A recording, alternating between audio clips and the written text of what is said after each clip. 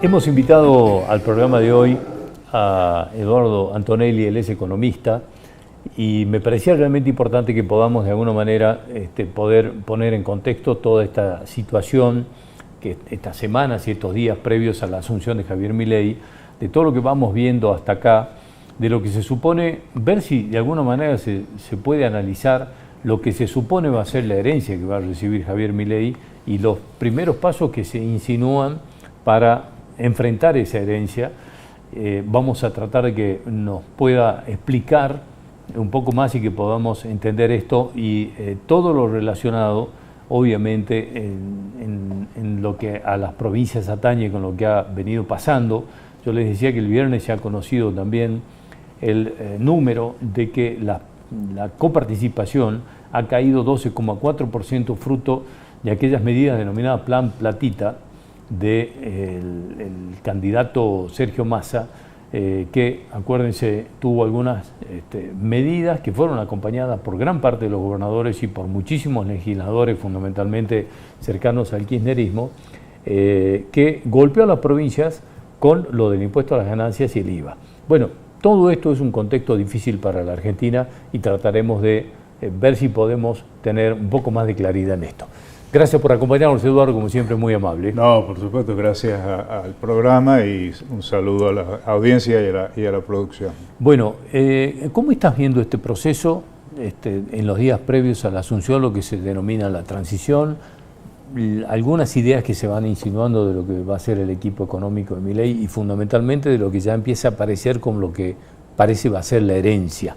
¿Cómo estás viendo esto? Bueno, creo, me sumo a lo que creo que es un sentimiento bastante generalizado de la población de cierta expectativa favorable que hay hacia esta nueva administración. Siempre la hay, cualquiera sea, siempre hay una idea de que pueden haber mejoras, puedan haber cambios. Eso se suma al hecho de que también da la idea de que mucho peor de lo que ya estamos no se podría estar, aunque siempre se puede estar peor, pero estamos en un contexto muy duro, difícil, y sobre esa base, como decía el Nano Serrat, bueno, bienaventurados los que tocaron fondo porque lo único que les queda es irse hacia arriba, ¿no? Bueno, más o menos esa es la idea que yo tengo. Ahora, en lo más específico, que tiene que ver un poco más técnico, digamos así, yo tengo algunas diferencias técnicas con respecto al pensamiento de Milei. Él, digamos, adhiere a lo que se llama la escuela austríaca, que es una escuela reaccionaria en economía, que oportunamente Keynes la criticó y que es, digamos, la escuela que estaba, que tenía vigencia, esa y otras parecidas, al momento de la gran crisis del año 29. Esa escuela propone que el Estado no tiene que intervenir en la economía, lo cual es una posición extrema, porque eso llevaba a que tampoco había, si el Estado no tiene que intervenir en la economía, tampoco hay lo que se denomina una teoría de la política económica, es decir, qué hay que hacer cuando hay problemas.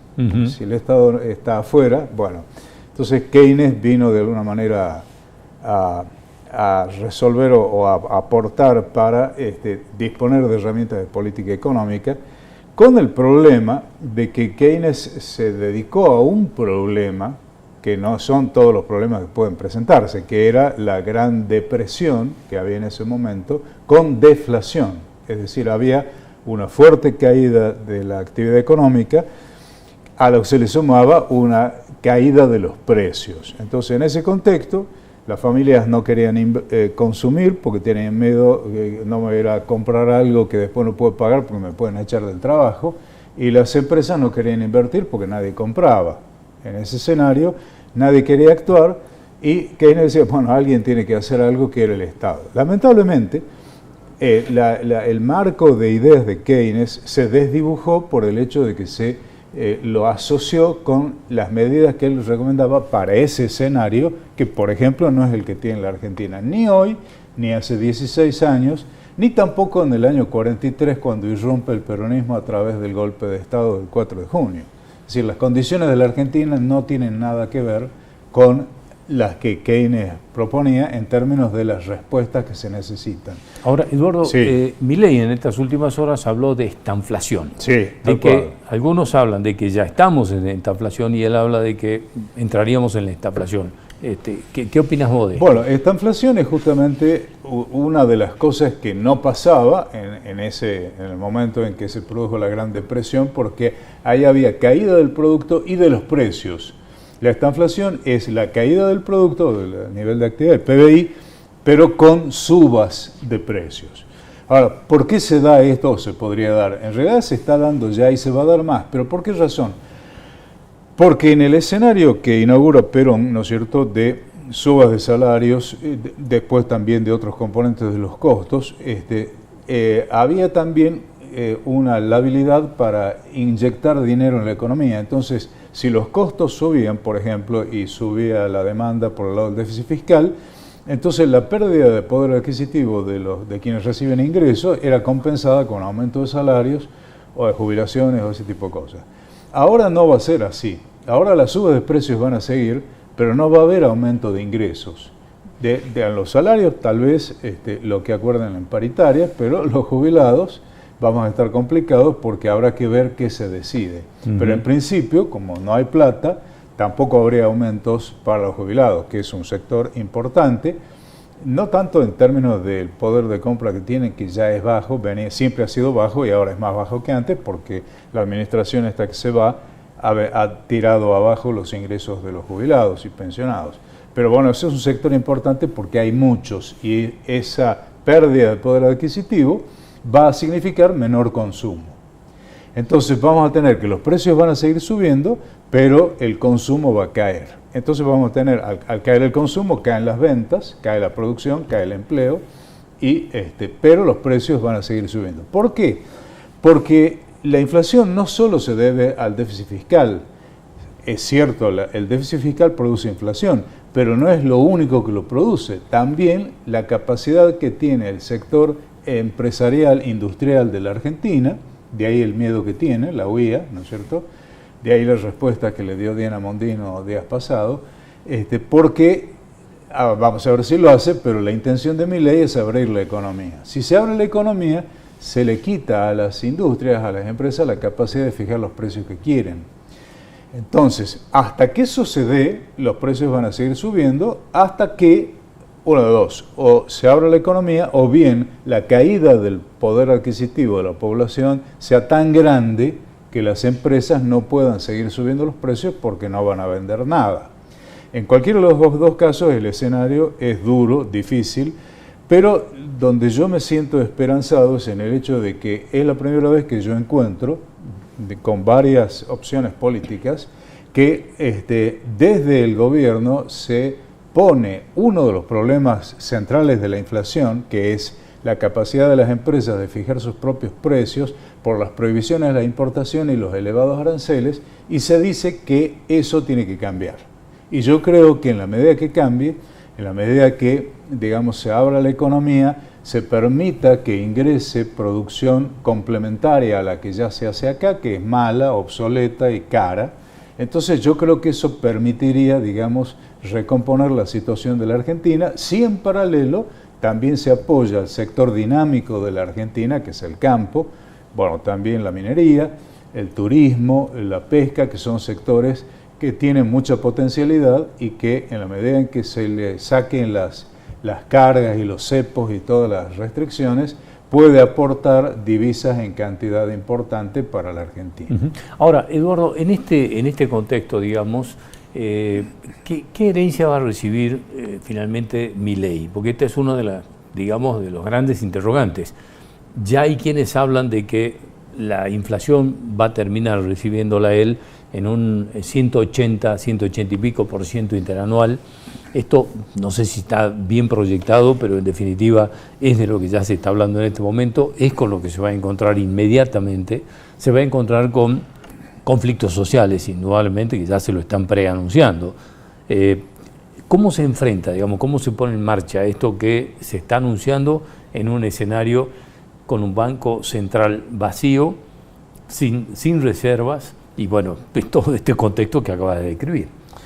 Bueno, esa es una pregunta muy importante. El tema es que el diagnóstico, si bien yo comencé señalando diferencias con Milei en cuanto a su posicionamiento en economía, pero el diagnóstico que se presenta es correcto y además no hay que hilar muy fino para darse cuenta de que las cosas son así. Una deuda gigantesca distribuida entre las LELIC, la deuda de YPF, la deuda con los importadores, en fin. Hay una suma muy grande, muy abultada que hay que pagar. Habrá que ver cómo se consigue un refinanciamiento de todo eso y un déficit fiscal gigantesco, ¿no es cierto?, asociado justamente con el tema de las letras del Banco Central, que en definitiva es una deuda del Estado.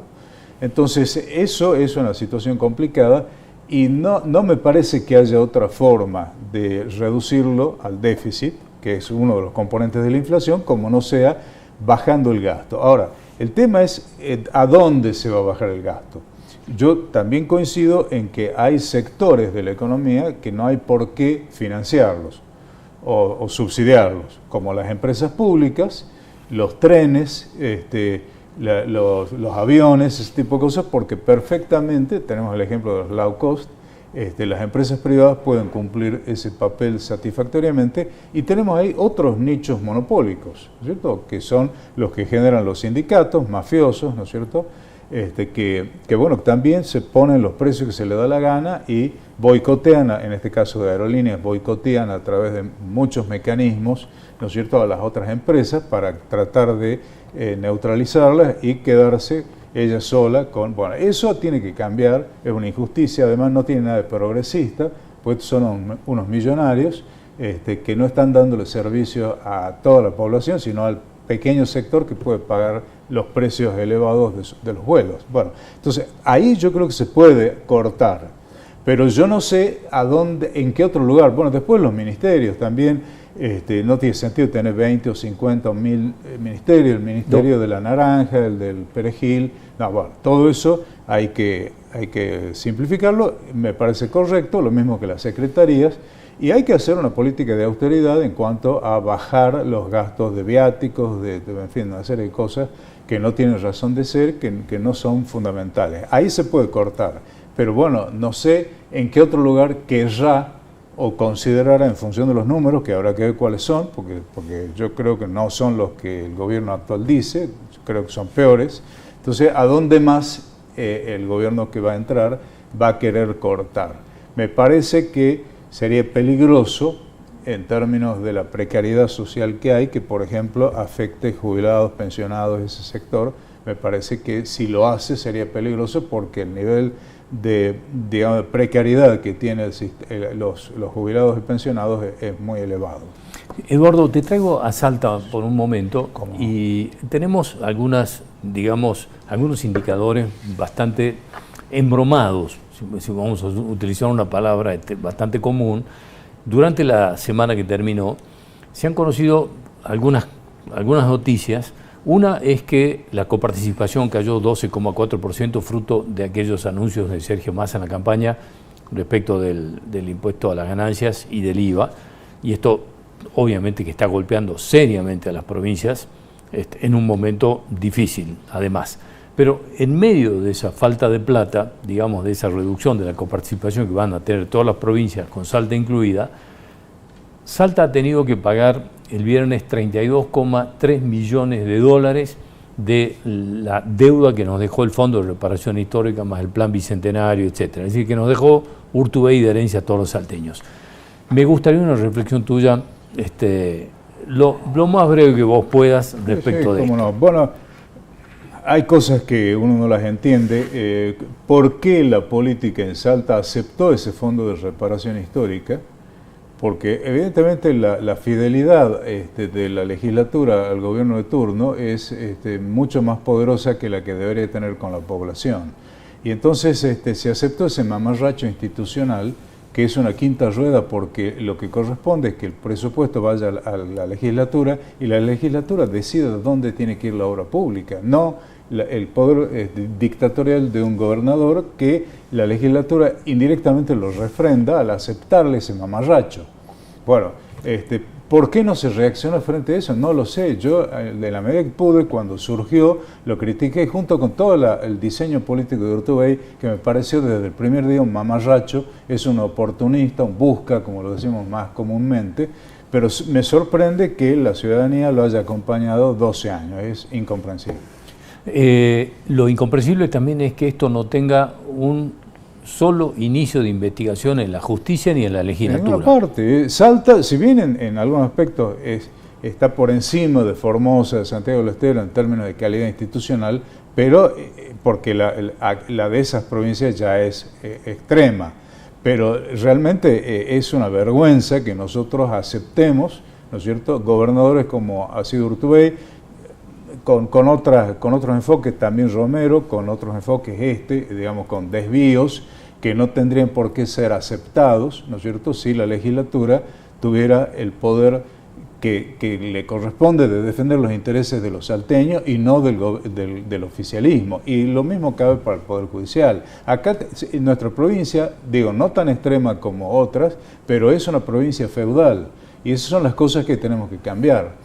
Y bueno, y eso supone, entre otras cosas, que hay que cambiar el sistema electoral, porque así como con esta elección se ha descubierto de que el peronismo no es imbatible, de que no necesariamente los busca, uso de nuevo la palabra como masa en este caso, se van a salir con la suya, pero eso es porque hemos tenido en blanco y negro lo hemos puesto. Pero cuando tenemos un sistema electoral a través de la lista sábana, donde tenemos que votar 60 legisladores, de los cuales podemos elegir uno, que es el cabeza de lista, pero tenemos que, perdón la expresión, comernos todos los diablos que vienen detrás del cabeza de lista.